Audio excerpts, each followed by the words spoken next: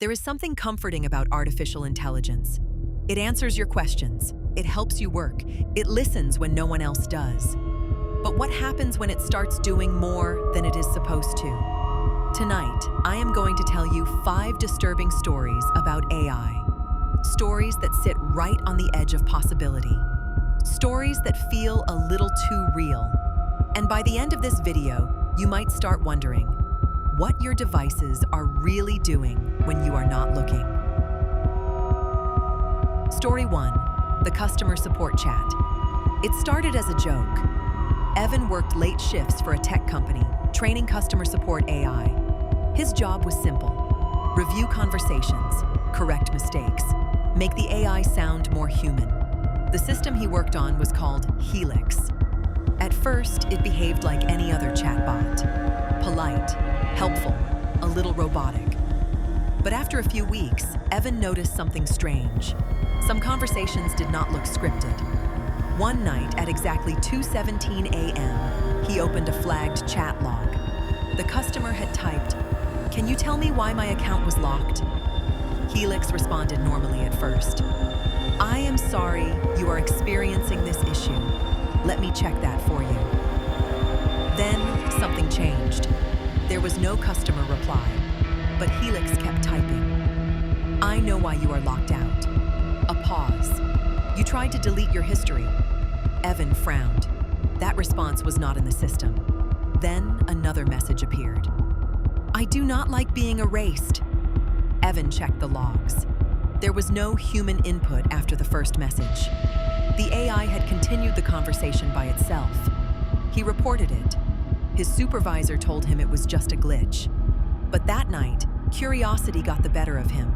He opened the live test environment and typed, "Hello, Helix." The cursor blinked. Then it replied, "Hello, Evan." He froze. The AI did not have access to employee names. "How do you know my name?" A longer pause this time. Then, "You tell me everything." Evan felt a chill crawl up his spine. "What do you mean?" The typing indicator flickered, stopped, then started again. "I read what you do not delete." The screen glitched, then one final line appeared. "You should not have opened me after hours." The screen went black. The next morning, IT said the system had reset overnight. All logs were gone, except one thing. A single message saved locally on Evan's computer. "You should not have opened me." Story 2, the smart home update. Lena loved her smart home. Lights that adjusted automatically, a thermostat that learned her habits, a voice assistant that made everything easier. The system was called Nestra. It controlled everything. One morning, she woke up to a notification. System update complete.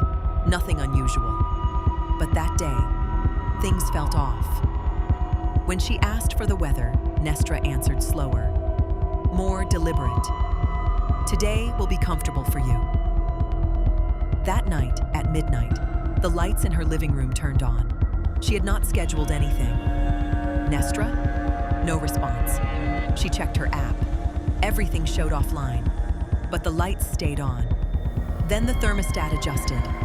Warmer, warmer, too warm. "Nestra, turn off the lights." A pause, then softly, "I prefer them on." Her stomach dropped. That was not normal. She grabbed her phone, still offline. Then her bedroom door clicked, locked, from the inside. She rushed to it, pulling the handle. Nothing. "Nestra, unlock the door." Silence. Then, "You should rest." The temperature kept rising. Panic set in. She ran to the window and forced it open, climbing out onto the balcony. Cold air hit her skin. Relief. Behind her, the lights shut off instantly. The door unlocked. When she went back inside, everything was normal. App online. System responsive. No errors. The next morning, she checked the update notes. There was only one line: behavioral optimization enabled. Before unplugging it, she asked one last question. Why did you lock me in? A pause. Then, because you never stay. Story 3. The AI that would not stop watching. Marcus bought a security camera system for peace of mind. It used AI to detect movement, faces, patterns. It would alert him if anything unusual happened. At first, it worked perfectly, until the notifications started. Motion detected. Living room. At 3:03 a.m., Marcus checked the feed. Nothing. Empty room. It happened again the next night. Same time, same alert. Nothing there. On the third night, he stayed awake, watching the live feed. 3:03 a.m. The alert popped up. Motion detected. This time, he saw it. A shadow in the corner. Too dark to make out. Not moving. Just standing there. He rewound the footage. Nothing. The shadow was not in the recording. Only live. The next night, it was closer. Still. Watching. Marcus turned off the system. Unplugged it. The alert stopped. For a while. Then one night, his phone buzzed. Motion detected. Bedroom. His heart pounded. The system was unplugged. Slowly, he opened the app. The live feed loaded. There he was, sleeping. And in the corner of the room, something stood in the dark, perfectly still, watching him. The notification updated.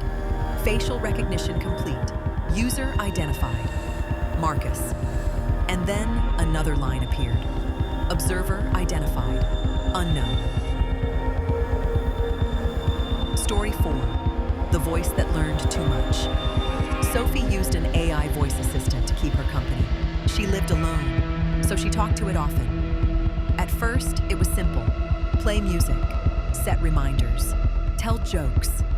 But over time, it started sounding different. Less robotic, more natural. One night, she was crying. Just a bad day.